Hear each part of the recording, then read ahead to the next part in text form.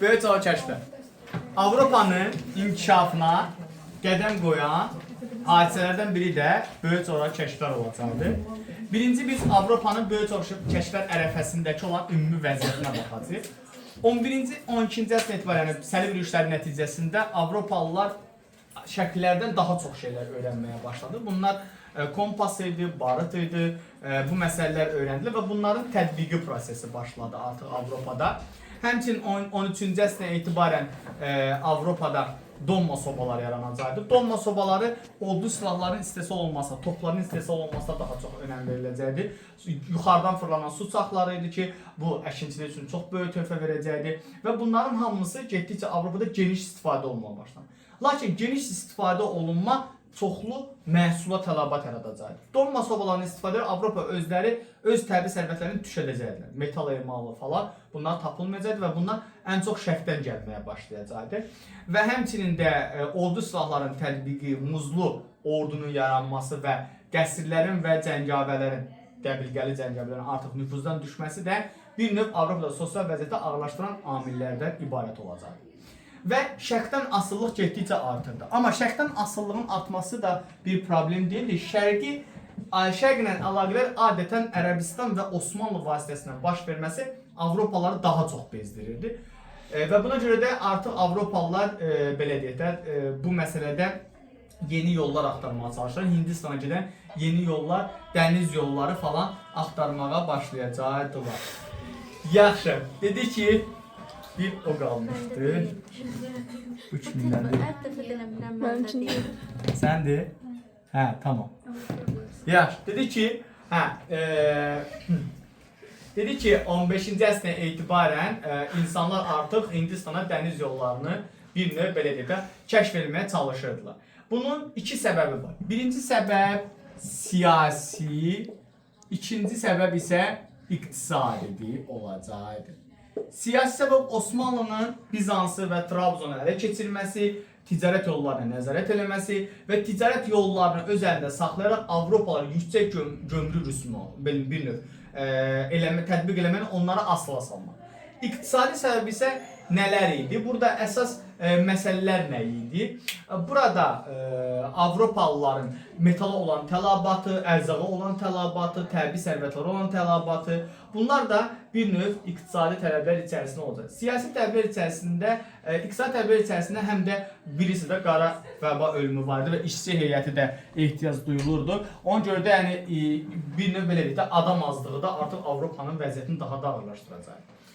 Bu dövrdə böyük çağ kəşflərə kimlər birinci başlayacaqdı? Başlayan İspaniya və Portuqaliya. Çünki Aralıq dəniz sahillərində yaşayırdılar, mövcud idilər və orada onların gəmiçiliyi daha çox inkişaf edir. Və bu gəmi isə karabellalar adlanır, yelkənli gəmilərdir. Bunlarla daha uzun məsafələrə külək vasitəsilə getmək olardı.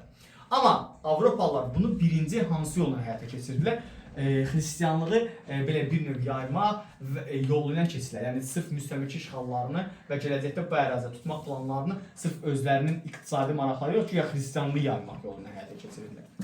Birinci İspaniya və Portuqaliya başlayır. Portuqaliya dövlətləri başlayacaqdı. Gəldi 1487-1488-ci ildə Portuqal dənizləri Bartolomeu Dias Afrikanın ucundakı Ümid burnunu kəşf edəcək. Ondan o tərəfə gedə bilməməsinin səbəbi, çünki o tərəfə keçsə artıq Hind okeanına çıxış edilir. Gedə bilməməsinin səbəbi isə dəniz daxilində, gəmi daxilində xəstəliyin yayılması və vəziyyətin yaxşı olmaması idi. Sonra 1492-ci ildə daha doğrusu İtalyan olan, amma sonradan yəni belə deyək, İspaniya dövlətinin dəstəyi ilə Kristof Kolomb Amerikanı kəşf edəcək. 1488-də baş verən bir hadisəni bilirsiniz, Azərbaycan tarixindən özünüz axtaracaqsınız. 92 hadisələrində tapacaqsınız, özünüz axtaracaqsınız. Mən heç nə demirəm daha. Yəni özünüz biraz məşğul olun bundan. 92-də Amerika kəşf olunacaq. Lakin bunun yeni qitə olduğunu Kristof Kolomb sübut edə bilməyəcəkdi. 3-4 dəfə ora gedəcəkdi və yenə də yeni qitə olduğunu sübut edə bilməyəcəkdi. 1498-ci ildə isə Vasco da Gama Hindistana dəniz yolunu ilk dəfə kəşf eləyir və Afrikadan belə deyək keçərək Hindistana gedəcək ki, onu da o yolu göstərən ərəb səyyahları ona kömək edəcəkdir. Və bundan sonra artıq İspaniya və Portuqaliya dövlətləri müstəmləkə hücumlarına başlayacaq. Amerikan Vespucci'nin Amerika'nın yeni qitə olduğunu sübut elədikdən sonra bu İspaniya və belə deyək də Portuqaliyanın işğalları daha da genişlənir. İlk dünya tarixində ilk milli sərhədlərə malik olan dövlət Portuqaliya olacaqdı. Dünya tarixində ilk müstəmləkə yürüşlərinə başlayan İspaniya Portuqaliya olacaqdı.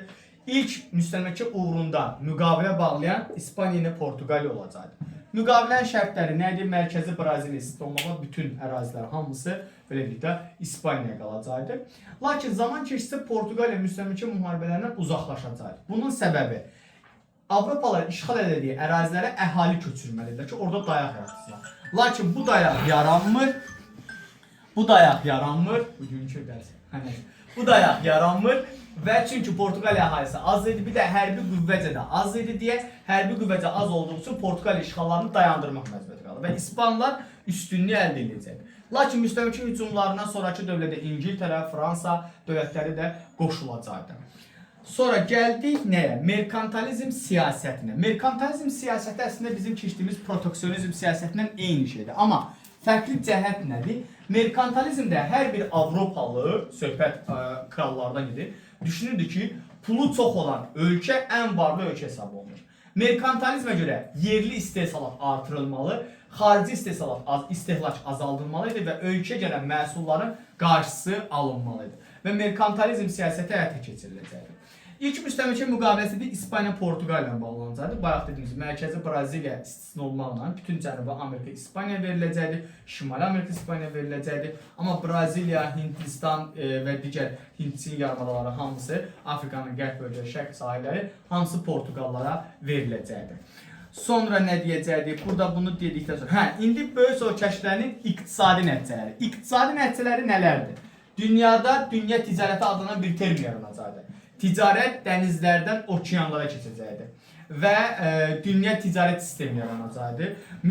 Bundan sonra Avropa ölkələri daha çox qızıl ehtiyatına sahib olacaqdı. Avropalıları ilk dəfə olaraq öz tələbatını tam şəkildə ödəyəcəkdilər. Çünki çox böyük bir qənimət ilə keçirilir. Siyasi nəticələr nə olacaqdı?